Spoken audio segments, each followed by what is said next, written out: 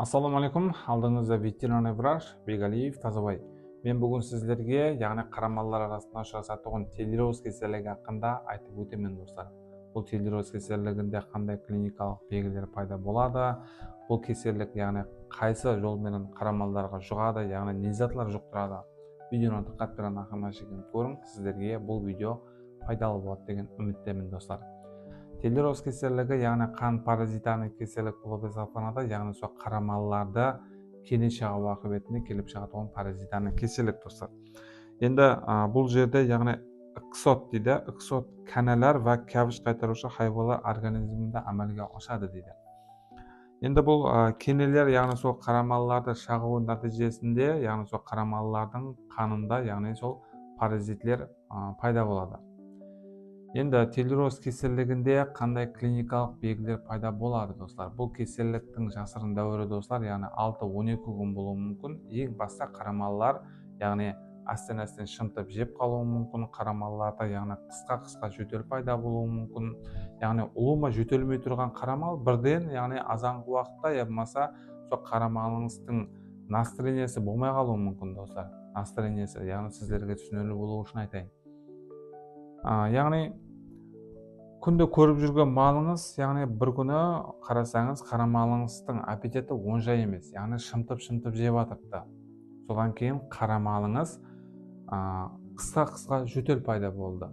Содан кейін қарамалылардың айрым уақытлары мұрнынан серозды сұйықтық ағуы мүмкін. Қарамалылар, яғни күйіс қайтармай қалуы мүмкін достар. Көзі де жасауырауы мүмкін қарамалылардың. Бұнда достар, яғни ең тикарға және бір клиникалық белгілерінен бірі температураның жоғары болуы достар. Температура обязательно бұл кеселікте өлшену керек.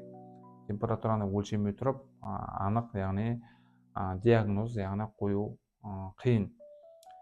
Енді бұл телероз кеселігінде бұл, яғни температура өлшенді, температура, яғни 41 градустан жоғары болуы мүмкін достар. Температура достар, яғни туыры шектен өлшенеді. Көпшілік адамдар, яғни айтады, температурасын өлшей алмаймыз деп, температура туыры шектен қадымғы медицинский аптекадан градусникті алып өлшей бересіз. Енді бұл температура, яғни көтерілді, қарамалдың, яғни аппетиті болмай қалды, қарамалда қысқа жөтел пайда болды. Содан кейін қарамалардың көзі жасаурауы мүмкін, қарамалардың, яғни мұрнынан серозды сұйықтық ағуы да мүмкін. Бұл телероз кеселігі уақытында достар, яғни сол қан паразитарный кеселігі уақытында ілажы барынша сол ветеринар врач шақырып көрсеткеніңіз мақұл болады. Бұл айтып жатқандарым тек сіздерге азғантай болса да мағлұмат ретінде айтып отырмын достар. Енді бұл кеселікті достар, көпшілік адамдар, яғни емлеуін сұрайды. Емлеуде көпшілік және бір нәрсені айтайын, айрым біреулер, яғни қателеседі. Мысалы, қандағы сол паразитлерді өлтіру үшін 10% натрий хлор құю керек деп айтады. Бұл 10% натрий хлор достар, яғни қанды сұйылтқан кезінде, яғни сол қанды қатыру үшін салынады. Соны табарға алың достар.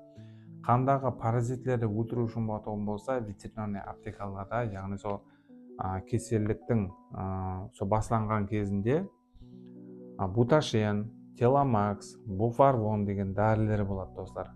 Сол дәрілерді инъекция қыласыз. Бұл дәрілерді, мысалы, буташен дәрісі 20 килотыр салмаққа есептелініп 1 миллион муғдарда, яғни мускул арасына инъекция қылынады. Ал қайталдан болатын болса, яғни 48 сағаттан кейін инъекция қылынады. Және бір нәрсе достар, яғни телероз кеселігінде және бір айтып өтетін нәрсем, температура баста көтеріледі, содан кейін астен температура түсіп бастайды. Мәлім бір уақыт өткеннен кейін температурасы вообще түсіп кетеді да, қарамалдың, содан кейін қарамал, яғни набыт болуы мүмкін. Соның үшін уақытында сол ветеринар врач шақырып көрсеткеніңіз дұрыс болады.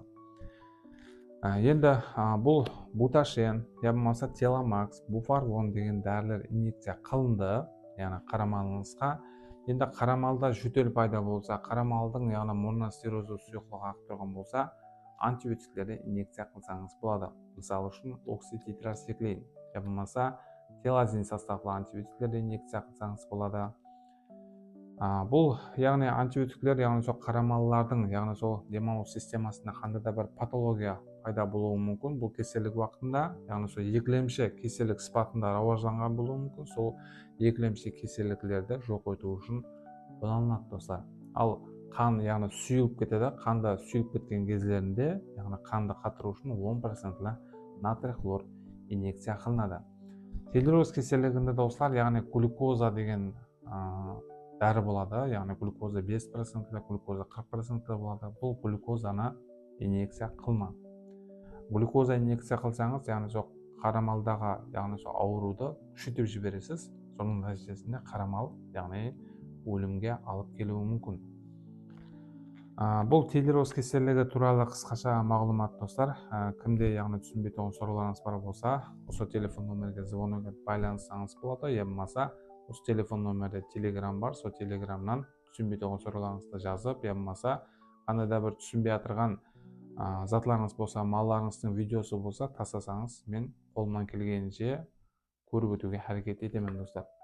Видео пайдалы болған болса, лайк басып, түсінбей тұрған сұрақтарыңызды комментарияда жазып қалдырыңыз. Осындай, яғни қызықлы мағлұматтарды өткізіп жібермеу үшін осы каналға, яғни осы шаруашылық бойынша каналға подписать етіп қойыңыз достар. Сіздермен біргелікте ветдоктор Бегалиев Тазабай болды.